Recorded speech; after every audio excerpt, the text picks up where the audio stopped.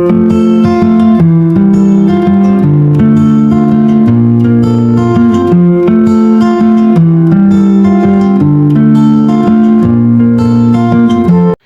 day mga kabady. 11:03 ng umaga, unang kain ng ating mga tilapia.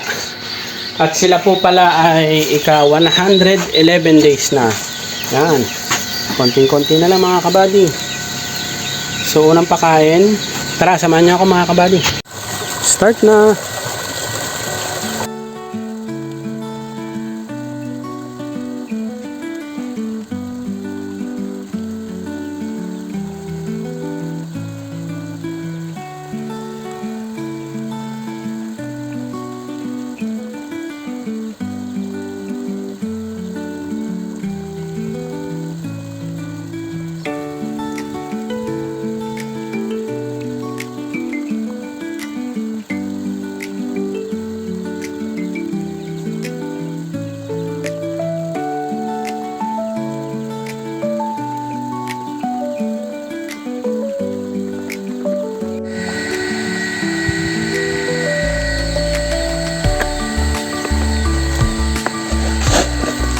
Bigyan po natin ulit sila.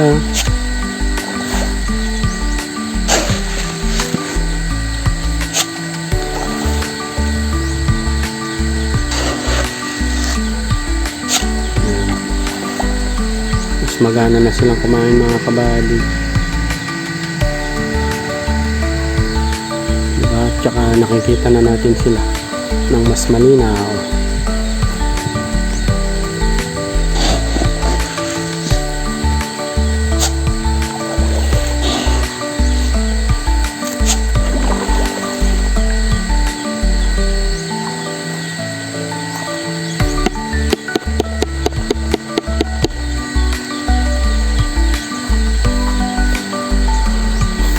At gumanda na rin po talaga ang panahon.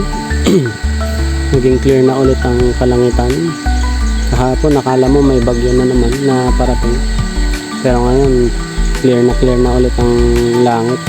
At sobrang init na naman. Pero ayos po yan. Para nang sa ganun ay malakas yung ating solar pump. At magana din pong kumain ng ating mga tilapia.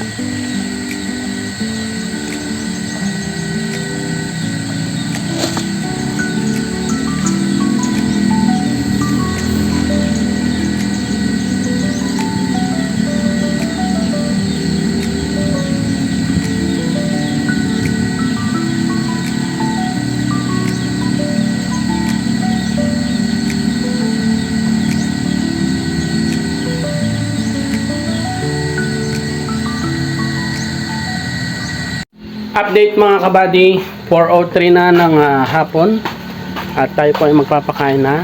Huling kain ngayong araw. Yan. Tara, samahan niyo ako mga kabady. Start na.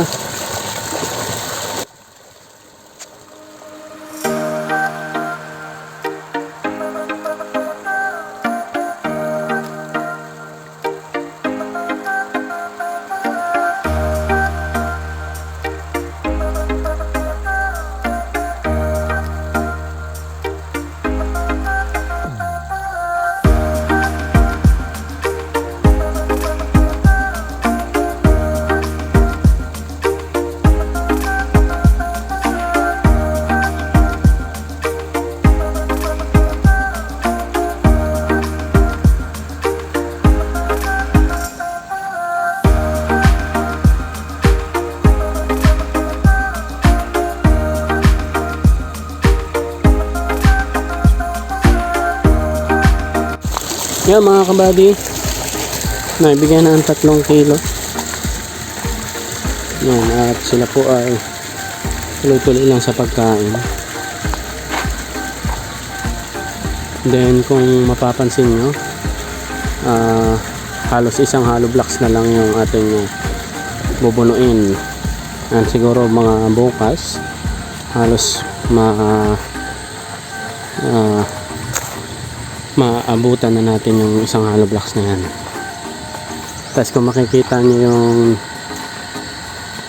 overflow natin doon, halos lubog na. So medyo itatayo ko po yan mamaya maya dun sa ganun hindi masyado mawala yung tubig, para bukas konti na lang yung ating hahabulin.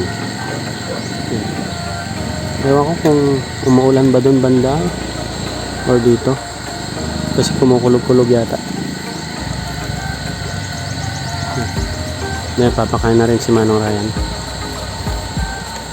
halos sabay lang kami.